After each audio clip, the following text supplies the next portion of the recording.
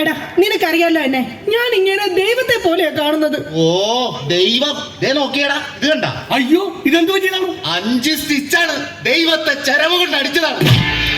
ഈ നിക്കണ ഭക്ത. അയ്യോ കള്ളം, പച്ചക്കള്ളം. ഇനി ഒരു നിമിഷം ഇവിടെ നിൽക്കരുത്, പൊക്കോണം. എടാ അങ്ങനെ വെറും കൈയോടെ ഇറങ്ങി പോകുമെന്ന് വിചാരിക്കണ്ട. എന്റെ അച്ഛൻ നല്ല സ്ത്രീധനം തന്നിട്ടാ നിങ്ങളെ എന്റെ തലയെ കെട്ടിവെച്ചത്. എടി, ഒരു അപകടം നടക്കുമ്പോ ഇൻഷുറൻസ് കിട്ടുന്നത് നാട്ടു നടപ്പാ. ചേച്ചി വിഷമിക്കണ്ട ചേച്ചി. തോളത്തുനിന്ന് കയ്യറാ. എന്റെ പൊന്നോ, അല്ലെങ്കിലും ഭാര്യമാരും മൊബൈൽ ഫോണൊക്കെ ഒരേപോലെയാണ്. രണ്ടും കാശ് പോണ സാധനങ്ങളല്ലേ. രണ്ടും കുറെ നാൾ കഴിയുമ്പോ മാറ്റാൻ തോന്നും. പിന്നെ അത് മറ്റൊരാളുടെ കയ്യിലിരിക്കുന്നത് കാണുമ്പോഴായിരിക്കും അതിന് കൂടുതൽ ഭംഗി തോന്നുക, അല്ലേ ഏട്ടാ? അത് ശരി. അപ്പൊ ഈ മൊബൈൽ ഫോണിന് ഭംഗിയുണ്ട്. നിനക്ക് ഇതിലൊരു സിം കാർഡ് ഇട്ടിട്ട് ഒരു കുഞ്ഞു കോള് വിളിക്കാൻ ഒരു താല്പര്യമില്ലേ? പോയാടാ തമാശ പറയാതെ. എടി, ജനിക്കണമെങ്കിൽ വിവരമുള്ള കുടുംബത്തിൽ ജനിക്കണം. എടാടി ചാളമേരി, ഞാൻ നല്ല കുടുംബത്തിൽ തന്നെയാ ജനിച്ചത്. ആജയം പൊട്ടൻ.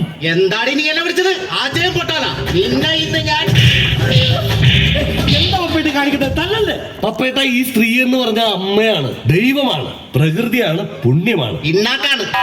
ഒരിക്കലും ആ സ്ത്രീകളൊന്നും തല്ലരുത്, തള്ളി പറയരുത് പപ്പേട്ട. ഒരിക്കലുമില്ല. സ്ത്രീകൾക്ക് വേണ്ടി രോഷം കൊള്ളുന്ന മധു, നിന്റെ അമ്മ ഇപ്പൊ എവിടെയാണ്? അമ്മ ഇപ്പൊ വൃദ്ധസാധനത്തിലുണ്ട്. മാസം 650 ഉണ്ടെങ്കിൽ നമുക്ക് സുഖമായിട്ട് ജീവിക്കാം. അതിനുള്ള പണിയാ തള്ള അവിടെ എടുക്കലുണ്ടെന്നേ. സ്വന്തം അമ്മയെ വൃദ്ധസദനത്തിലാക്കിയിട്ട് അവൻ നിന്ന് വീമ്പളക്കുന്നു. എടാ, അമ്മമാരെ കൊണ്ടാക്കാനുള്ള സ്ഥലമല്ല വൃദ്ധസദനം. അറിയാം ചേച്ചി, അച്ഛന്മാരെ കൊണ്ടാക്കുന്ന സ്ഥലമാണ് വൃദ്ധസ്ഥാനം എന്ന് അറിയാം. പക്ഷെ അച്ഛനെ ഓടിച്ചിട്ട് കിട്ടിയില്ല. ആ കാർന്നൂര് ഓടിക്കണത്.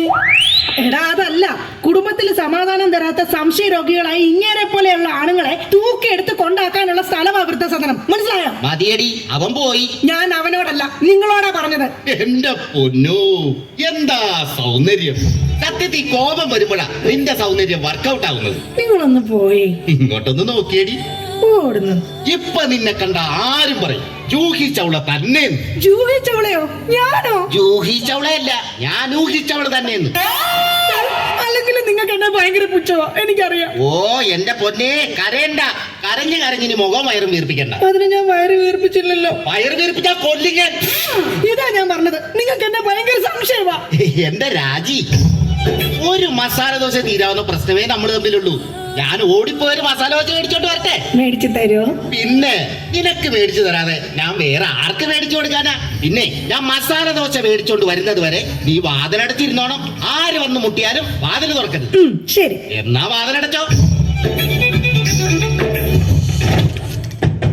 ഇയാള് പോയില്ലേ? ഓ, ഇന്ന് ഞാൻ ഇയാളെ കൊല്ലു. നോക്കിക്കോ.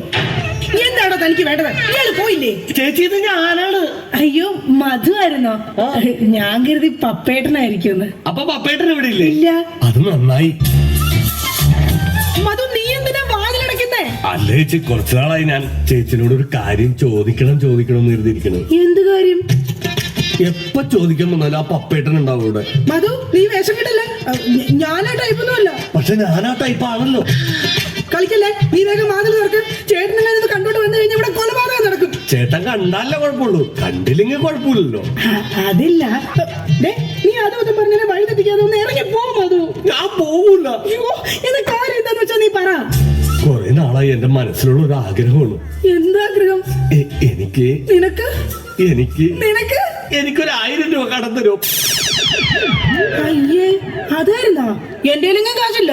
അയ്യോ, അങ്ങനെ പറയല്ലേ ചേച്ചി. ആ പലിശക്കാരൻ അണ്ണാച്ചി വീട്ടിൽ വന്ന് കുത്തിയിരിക്കുന്നു. അതിന് ഞാൻ എന്നാ ചെയ്യാനാ? നീ ഒന്ന് ഇറങ്ങി പോ മധു. ചേട്ടൻ എങ്ങനെ കണ്ടോണ്ട് വന്ന പ്രശ്നമാവും. 1000 രൂപ തന്നില്ലെങ്കിലും കുഴപ്പമില്ല. ആ അണ്ണാച്ചി പോകുന്നവരെ ഞാനൊന്നും ഇവിടെ ഇരുന്നോട്ടെ. അതൊന്നും പറഞ്ഞാൽ പറ്റത്തില്ല. മധു വേഗം ഇറങ്ങിക്കേ.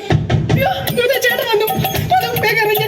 അതിനെന്തിനാ ചേച്ചി ഇങ്ങനെ പേടിക്കണേ? ഞാൻ ചെന്ന് വാതിൽ തുറക്കാം. അയ്യോ, എന്റെ മധു ഇങ്ങനെ മണ്ടത്തരം പറയണ്ടേ. ഇപ്പൊ വാതിലിന്റെ മുട്ട നടക്കുന്ന അങ്ങേര് ഇങ്ങോട്ട് കേറി വന്നാ ഇവിടെ വെട്ട നടക്കും. എങ്ങോട്ടെങ്കിലും ഒന്ന് എന്റെ ചേച്ചി, ഞാൻ ഒളിച്ചാ പോരെ? ഞാൻ ഒളിച്ചോളാം. എവിടെങ്കിലും പോയി ഒളിക്ക്.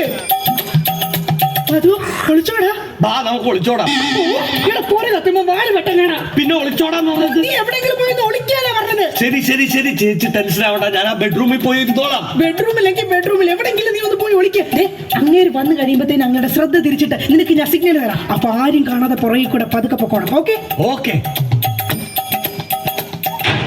എന്താടി വാതിൽ ഉറക്കാത്ര താമസം? പപ്പയിട്ടോ കുടിക്കാൻ തരേണ്ട ചായ കാപ്പിയോ ജ്യൂസ് എടുക്കട്ടെ? എന്തോ ഒരു പന്തികേടുണ്ടല്ലോ. അയ്യോ, മസാല ദോശ. ആ മസാല ദോശയുടെ കാര്യം പറഞ്ഞപ്പോഴാ ഞാൻ അവിടെ ചെന്ന് കഴിഞ്ഞപ്പോഴേ ചായക്കടക്കാരന്റെ ഭാര്യ പാൽക്കാരന്റെ പൊളിച്ചോടിപ്പോയി. അല്ല നീ എന്തിനാ അയ്യോ വെച്ചത്? അല്ല നാളെ ഇപ്പൊ ഇവിടെ വരുന്നവരൊക്കെ അങ്ങനെ ചായ കുടിക്കും. ആ അത് ശരിയാണല്ലോ, പാൽക്കാരന്റെ ഒപ്പമാണല്ലോ ഭാര്യ ഓടിപ്പോയത്. ഈ വിവരം അറിഞ്ഞ് ചായക്കട മൊത്തം ആൾക്കാർ കൂടി. അപ്പോ നീ എന്തായി നോക്കണത്? പപ്പേട്ടനെ എന്നെ ഇതിനു മുമ്പ് കണ്ടിട്ടില്ലേ? പപ്പേട്ടനെ ഇന്ന് ഭയങ്കര സുന്ദരനായിരിക്കുന്നു. ഞാനാ? എന്നാ ഞാൻ അകത്ത് പോയി കണ്ണാടി ഒന്ന് നോക്കിട്ട് വരാം. പോയിട്ട് വരാം. ഞാൻ പറയുന്ന വിശ്വാസല്ലേ? വിശ്വാസമാണ്, എന്നാലും ഞാൻ ഒന്ന് നോക്കിട്ട് വരാം. അയ്യോ വേണ്ടെന്നേ. എന്താണ് പപ്പേട്ടാ? എന്താണ്? ഞാൻ ഒരു കാര്യം പറയട്ടെ. ആ. ദേ ഇങ്ങോട്ട് നോക്കി. ദാ അവിടെ അവിടെ എന്താ? എന്താ അതുപോലെ പോലെയാണ് എന്റെ പപ്പേട്ടെന്ന്. അങ്ങനെയാണ്. നീ അങ്ങോട്ട് നോക്കാൻ പറഞ്ഞപ്പോഴാ ഞാൻ വേറൊരു കാര്യം ആലോചിച്ചു. എന്താ? ഇന്നലെ രാത്രി ഒരു സംഭവം ഉണ്ടായി. എന്താടി? ആവി എടുക്കുന്നത്. നിനക്ക് ആവി എടുക്കണേന് നീ എന്നെ വീശണ എന്തിനാണ്? അയ്യോ അത് ശരിയാണല്ലോ, എനിക്ക് ആവി എടുക്കുമ്പോ ഞാൻ തന്നെയല്ലേ വീശേണ്ടത്. നീ ഇവിടെ നോക്ക്. ഇന്നലെ രാത്രിയിലത്തെ സംഭവം എന്ന് പറഞ്ഞ ഞാൻ മൂത്രം ഒഴിക്കാൻ അങ്ങോട്ട് ചെന്നപ്പോ ഉണ്ടല്ലോ ഒരാൾ അവിടെ കിടന്ന് പതുങ്ങുന്നു. ഞാൻ പറഞ്ഞ് നിക്കടാ അവിടെ. അതുപോലാടാ. അതെ. നീ എന്താണ് പാതിരാത്രി ഇവിടെ വന്ന് നിൽക്കണത്? ഞാനൊന്ന് നടക്കാൻ ഇറങ്ങിയതാ. ഊണ് കഴിച്ചോടാ? കഴിച്ചല്ലോ. എന്തായിരുന്നു കറി? പരിപ്പ് ഉരുളക്കിഴങ്ങും. ആ എന്നാ ഒന്ന് നടക്കുന്നത് നല്ലതാ. അപ്പൊ ഓക്കേടാ, പിന്നെ കാണാം എന്നാ അങ്ങോട്ട് പറഞ്ഞതും മധു അങ്ങോട്ട് പോയി. ഞാൻ ഇല്ലാത്ത സമയം നോക്കി ഇവള് വല്ലോ ജാരനെ വിളിച്ചു കയറ്റിയതാണ്. എന്നാ ഒന്ന് അറിയണമല്ലോ, മധുവിനെ ഒന്ന് വിളിച്ചു നോക്കാം. ഹലോ ഹലോ, അതുവാണോടാ? അതുവാണല്ലോ. നീ ഇപ്പൊ എവിടെടാ? ഞാൻ വീട്ടില്. ഇന്നലെ നമ്മൾ കാണുകയോ സംസാരിക്കുകയോ വല്ലതും ചെയ്താ? കണ്ടിരുന്നല്ലോ നമ്മള് തമ്മില്. രാത്രി മറ്റേ പരിപ്പും ഉരുളക്കിഴങ്ങിന്റെ കേസ് സംസാരിച്ചത്. ആ നമ്മളല്ലേ? എന്റെ ദൈവമേ, ഒന്നുമില്ലടാ, ഞാൻ ചുമ്മാ വിളിച്ചതാ. ആണാ? പിന്നെ പണിയില്ല.